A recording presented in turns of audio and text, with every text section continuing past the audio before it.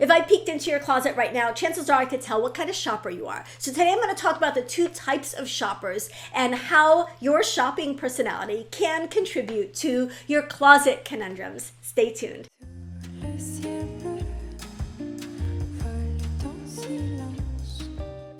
Hello, this is Netta. Welcome to my channel. My whole goal for this channel is to help you build your best wardrobe, a wardrobe that gets you out the door every single day looking and feeling your best. Looking and feeling your best without stress, without drama. I want that closet of yours to be a source of inspiration and encouragement. I want you to walk in and just love what you see. If that doesn't sound like your current closet situation, I would encourage you to check out my Ageless Style program because it is the most supportive and the most affordable way to really get feedback on your style. We have a small community of women going through this journey together.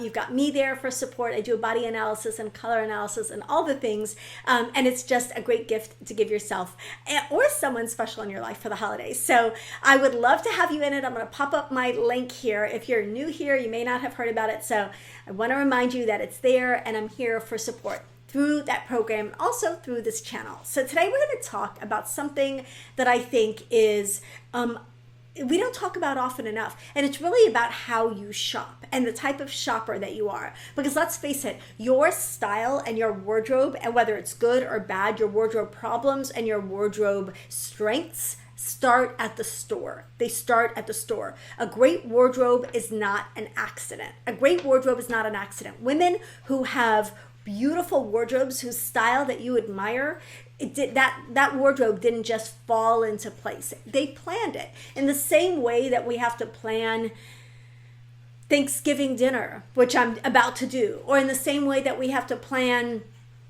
something in our business or in our work. We have to plan a wardrobe if we want that wardrobe to really work for us. So it's an intentional process. It's not finding things here and there as we find them at stores, buying things because they happen to be on sale, buying things because we were bored, buying things because a salesperson or a friend encouraged us to do it. It's really an intentional process, and it's about having a vision for your style and sticking to that vision. That's how you're going to build a wardrobe that really makes your closet your happy place and makes everyday dressing an easy and inspiring process. So what kind of shopper are you? Now, I alluded to this in one previous video, and I'm going to link that video below. But the way I see it, and I kind of got this idea, I kind of stole this idea from people who like to eat or don't like to eat as much. So I watched a video from the Daily Connoisseur. I love her channel, and she was talking about hot eaters and cold eaters. Hot eaters are people that love food. They really enjoy the process of eating, and they're always thinking about their next meal, right?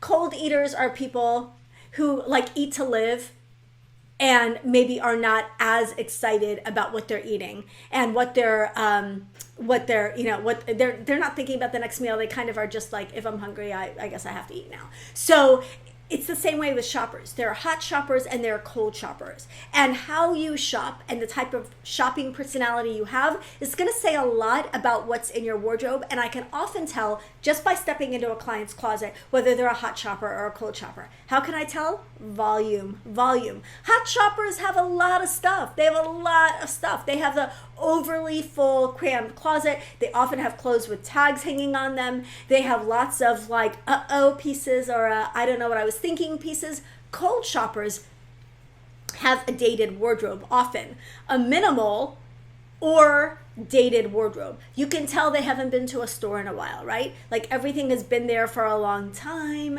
The last t-shirt that they bought was 3 years ago. I mean, I'm going to the extreme a little bit, but you can tell that shopping and updating their wardrobe is not something that they enjoy, and it's not something that they've invested any time in. So let's break it down, and I'm going to give you suggestions for if you're a hot shopper or a cold shopper. I'm going to give you suggestions on really maximizing your shopping style to really get that wardrobe that you want.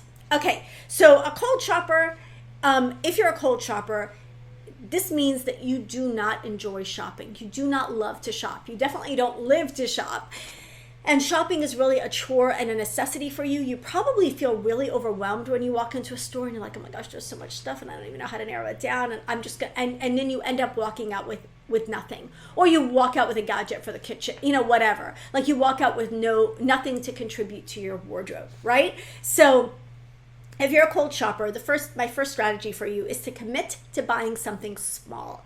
Like just say I'm going to go into a store and I'm going to just stay open-minded and look for something that maybe strikes my fancy, something that really I'm like, oh, that's so pretty. I love that. I love that. I love that. You're going to have to let your heart do the talking in this scenario. Often we say, well, you need to start with your mind. In your case, you really need to inject some heart into your wardrobe, and you need to allow yourself to buy something just because you love it. You need to maybe rediscover the joy of expressing yourself through style. Style may not be the medium that you typically use to express yourself, but if you start seeing it that way, you can start maybe enjoying the process a little bit more. So maybe you're going to commit to buying a pair of earrings. Maybe you're going to commit to buying a new lip color. Is that too much? Maybe. I don't know. Maybe a pair of earrings, maybe a lip color. Maybe you're just going to commit to buying a beautiful pair of pajamas that feels like you. But buy something that seems like a low commitment type of item.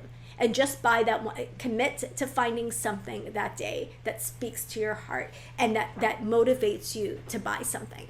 I know this is against much of the advice that we're given of being minimalist and not buying too much or whatever. But if you're a cold shopper, you haven't shopped in a hot minute, right? And your wardrobe is going to need updating. So you've got to kind of break the cycle of not shopping. Okay, next is to get inspired. I want you to start looking at Instagram, at Pinterest, looking around you at people that you know and finding inspiration in what you see. Like, is there an outfit or a look or an aesthetic out there that you've been wanting to try and you just haven't dedicated the time to it? I want you to find an outfit or two that can be your inspiration outfits. And then I want you to go into that closet that has been neglected by you for a while, and I want you to try to see if you can assemble that outfit yourself. If you can't assemble it from the pieces that you already have, what's missing? What's missing? What does this inspiration outfit say about the direction that you want your style to go into? So maybe you're like, oh, this is really polished and all my clothes are like denim and very, very casual. So maybe that will give you, your heart is calling for a little bit more polish. How can you bring a little bit more polish into your existing wardrobe, tweak it, update it a little bit so you get a little bit of that look that you want while still keeping it true to your lifestyle, your budget, all the things, right?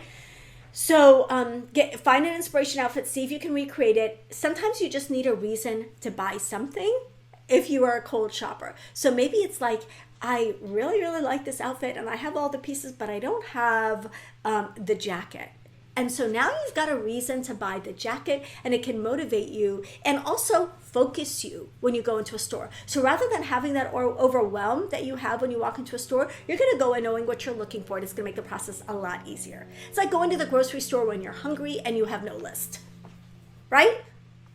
It's a recipe for disaster. You're going to walk out with Oreos and ice cream or whatever. In my case, you're going to walk out with a baguette. So you want to go in with a plan when you go into a store, because that's going to make your shopping process so much easier.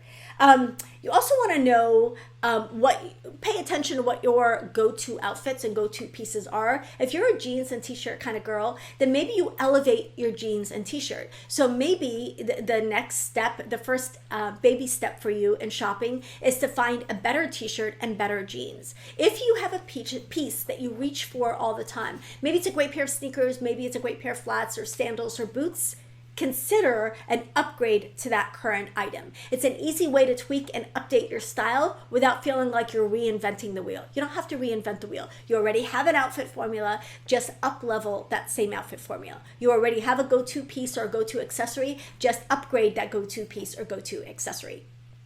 Okay, the next thing is to upgrade your entire uniform. Like if you upgrade that go-to accessory and you upgrade the jeans and the t-shirt, you're going to have a more modern version of your current look. So for example, if your current look is a tunic and skinny pants or a tunic and leggings, then maybe your modern version could be like a modern sweater tunic or a long button down shirt and a great pair of faux leather leggings. And that's going to be a step up from where you've already been. Maybe your current footwear is a pair of athletic shoes.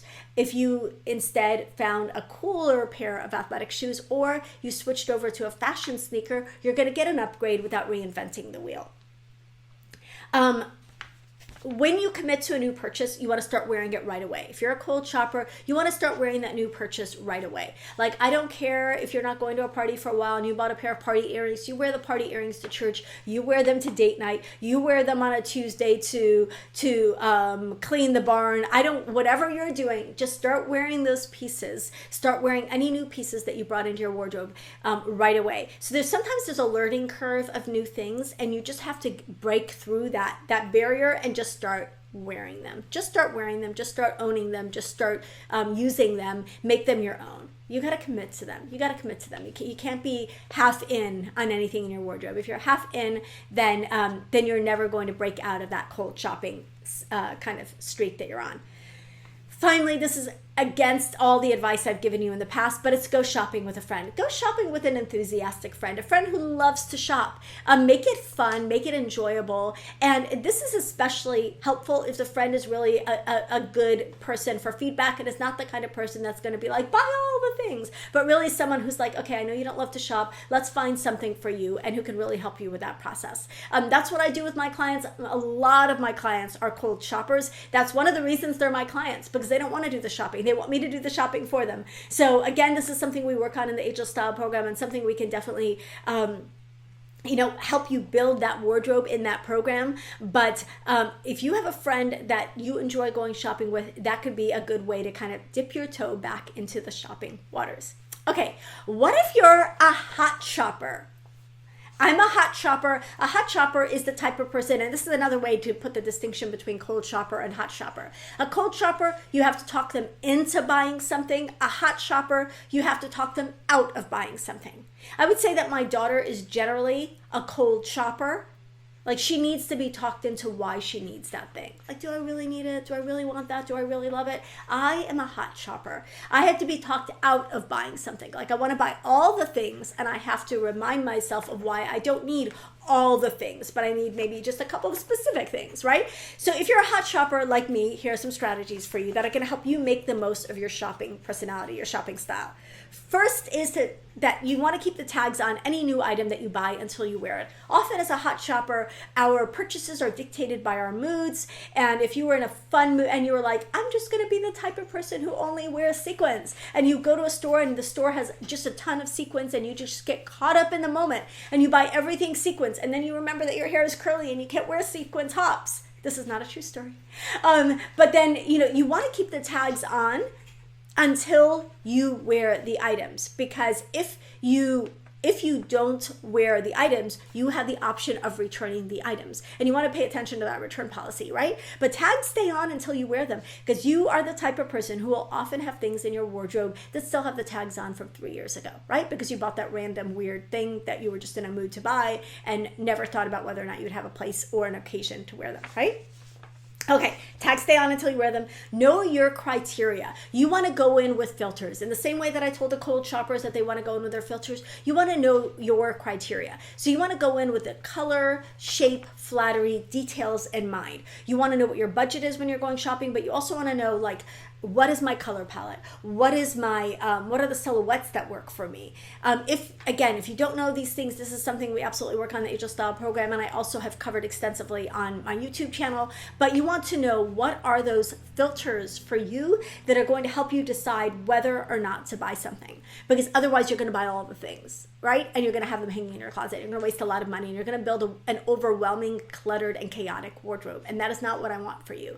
So color should be the first filter, because it's so easy to scan a room. Like, often people will say to me, oh, it's so overwhelming to go into a place like Marshall's and TJ Maxx. I'm like, no, it's not. Not if you're looking at color. You scan the racks, and if there's not a color or a pattern that really works for you, you keep moving. You keep it moving. Keep it moving. Keep walking. You're not going to be like, oh, let me look at this pale blush shirt, and then let me look at this camel, and then let me look at this soft gray. Like, you're not going to do that because you know better. You know better. You know the colors that suit you, and you're just going to look for those colors. They're going to be the first filter. After the color filter, then you can look at the silhouette. Then you can look at the price. You want your filters in place before you go shopping. You want to know what you're looking for, or at least what your criteria is, and determine whether or not something enters your wardrobe, right? That's key. You want those filters in place.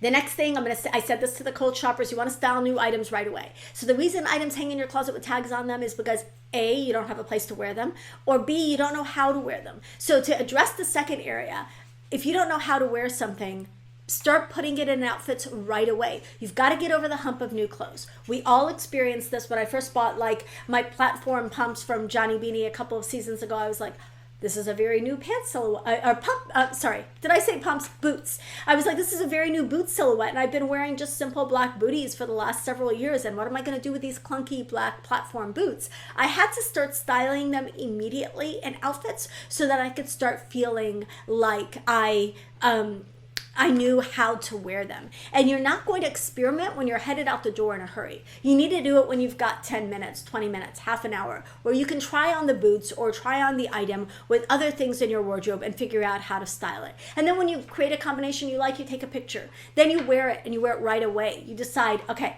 I put this outfit together, and it includes this new jacket that I just bought. I'm going to wear that on Friday night when I go out to dinner. It doesn't matter if you're going anywhere dressy. It doesn't matter if you're going anywhere special. Just start wearing it.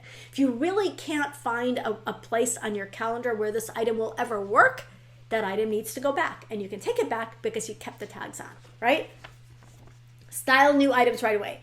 Decide on a day to wear the new purchases. Pick a day, put it on your calendar. I'm going to wear this, and it needs to be soon, like within the week or so. Unless you bought like a formal wear item for a specific event, you want to style it, and you want to style it and wear it as soon as you possibly can.